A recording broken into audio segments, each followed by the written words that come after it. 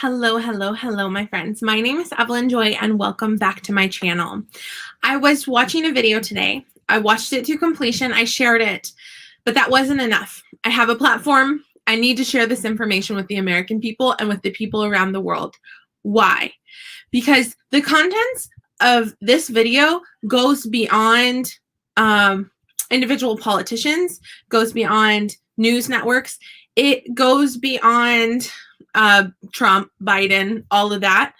It digs down deeper into a deeper rooted problem that we're seeing coming from other countries and into our country. And it's something that's been here for a while. It's corruption, it's fraud, and it is the beginning stages of evil, that's tried to infiltrate our country. I think the following video is the most important video of 2020. So no matter what political perspective you have, it's better to be informed on the facts and know what's going on behind the scenes than to just bury our heads in the sand. Okay? So without further ado, I'm going to share my screen and I'm going to share a very, very, very important video with you. And I hope no matter your political perspective, I hope you'll listen to it. And it's just 10 minutes long. Let's go. Through Venezuela, Cuba, and likely China in the interference with our elections here in the United States.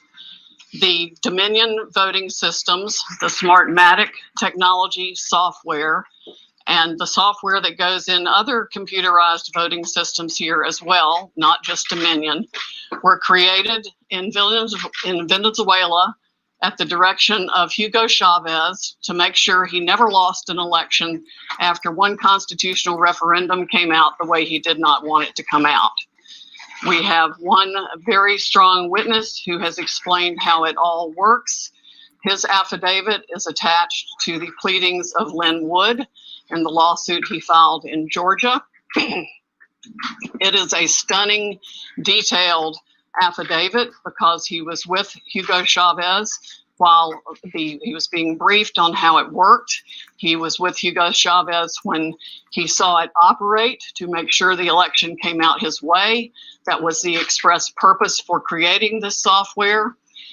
He has seen it operate, and as soon as he saw the multiple states shut down the voting on the night of the election, he knew the same thing was happening here, that was what had gone on.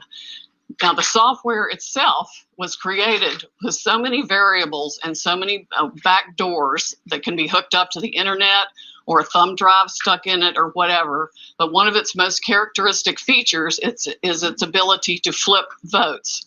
It can set and run an algorithm that probably ran all over the country to take a certain percentage of votes from President Trump and flip them to President Biden, which we might never have uncovered had the votes for President Trump not been so overwhelming in so many of these states that it broke the algorithm that had been plugged into the system. And that's what caused them to have to shut down in the states they shut down in.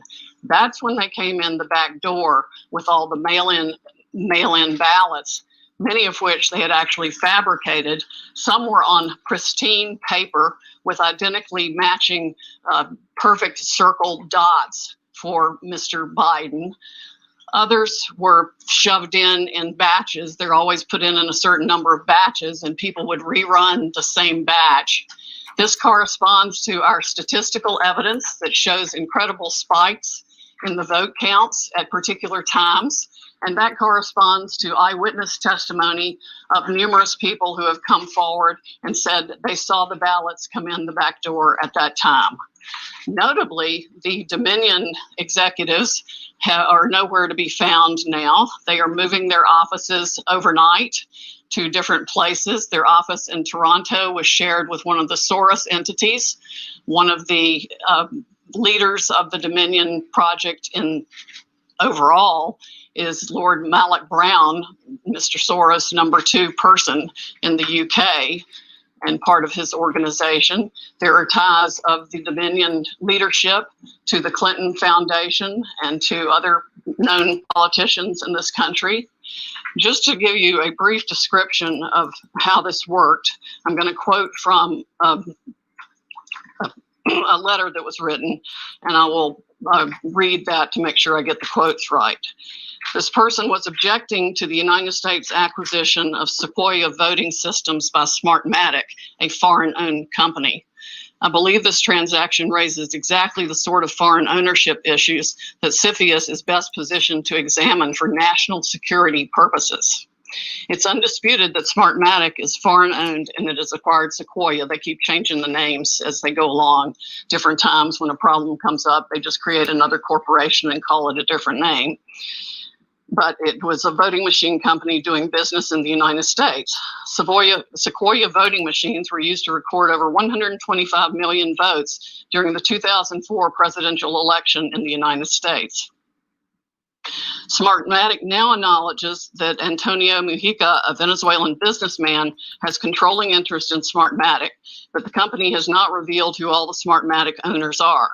According to the press, Smartmatic's owners are hidden through a web of offshore private entities, and that is, in fact, true.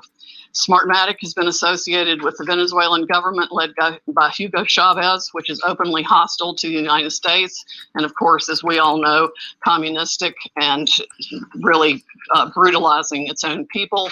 The system has been continued there by Mr. Maduro and ensured his election.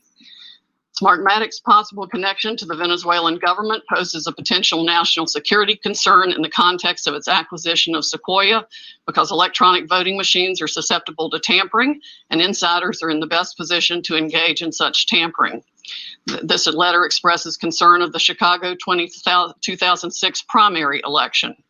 And it ends by saying the products and services that are of Venezuelan origin, and evaluate Smartmatic's ownership to determine who could have influence and control over these and other Sequoia products and services are important to the national security of the United States.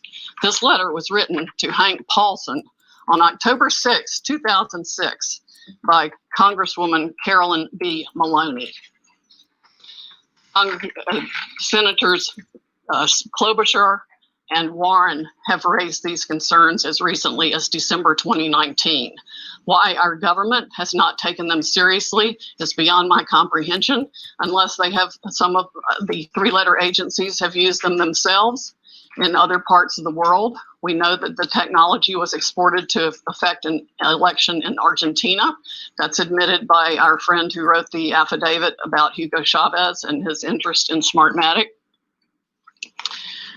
Again, in 2006, Carolyn Maloney wrote the Honorable John Snow, the Secretary of the Treasury, about the issues. Speaking of Smartmatic's leadership, one of the Smartmatic patent holders, Eric Coomer, I believe his name is on the web as being recorded in a conversation with Antifa members, saying that he had the election rigged for Mr. Biden, nothing to worry about here, and they were going to F Trump. His social media is filled with hatred for the president and for the United States of America as a whole, as are the social media accounts of many other Smartmatic people. There has been widespread use of this. Dominion itself is utilized in 2,000 jurisdictions in 30 states. It has been uncertifiable in multiple states who realized all the problems that it had, including Texas.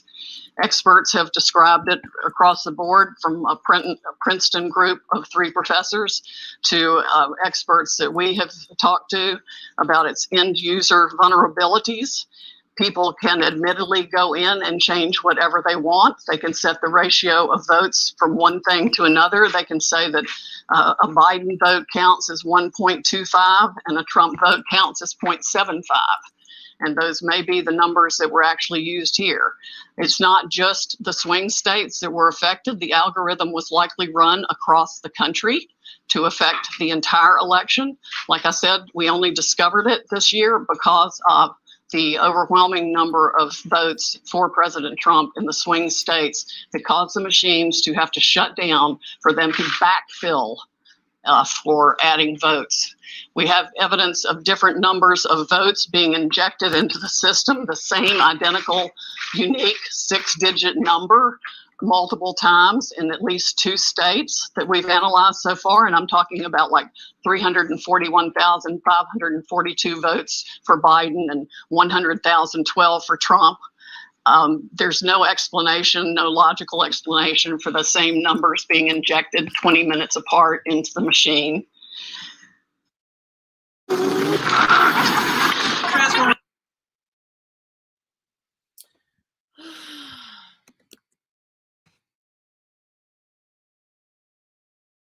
You guys see the problem with this?